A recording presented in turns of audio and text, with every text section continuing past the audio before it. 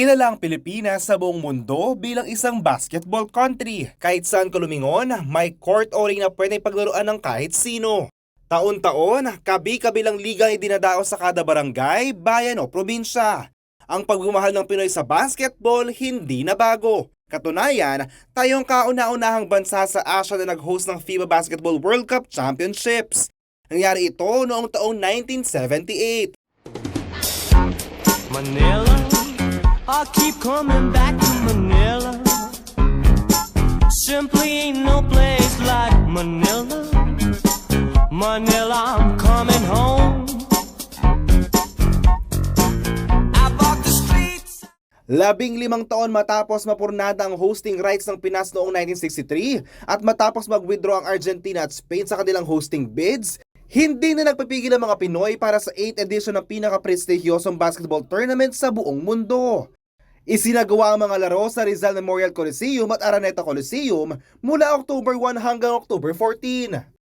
14 na koponan na nagtuos. Rekta naman na sa semifinal round ang host country na Pinas at defending champion na Soviet Union.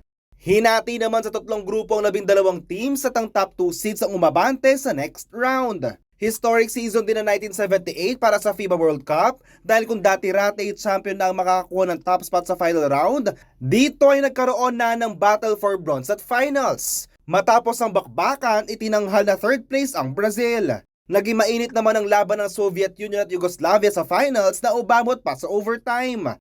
At matapos ang dikit na laro, tinanghal na kampiyon ng Yugoslavia sa score na 82-81.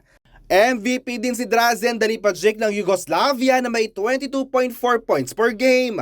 Kasama ni Delipajic sa all-tournament team mga kasamahan sa koponan na sina Kresimir Kosic at Dragan Kikankovic, Vladimir Kachenko ng Soviet Union at Oscar Schmidt ng Brazil.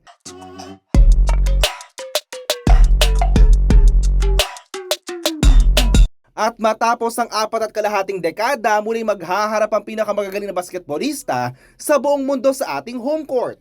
Get ready to be part of history and cheer for your basketball idols sa FIBA World Cup 2023 for as low as 499 pesos. Mabibili sa ticketnet.com.ph ang mga passes para sa Araneta Coliseum at Philippine Arena Games. Sa smtickets.com naman pwedeng bumili ng ticket para sa mga laro sa Mall of Asia Arena. Unang magsasalpukan ng Angola at Italia at Pilipinas sa Dominican Republic sa doubleheader opening day na sa Philippine Arena this August 25. Maaari ding bumisita sa website at Facebook page ng FIBA World Cup para sa mga detalye at schedule ng mga laro. Sa August 25, ang unang laro ng Gilas Pilipinas sa FIBA Basketball World Cup 2023. You will see not just world-class games, but also a once-in-a-lifetime show. We have the chance to break the World Cup attendance record. Join me, Sarah Geronimo, The Don, and Ben and Ben. 8-25-23. Let's make history. Buy your tickets now. Ako si JM De Jesus, CLTV 36 News. In that space.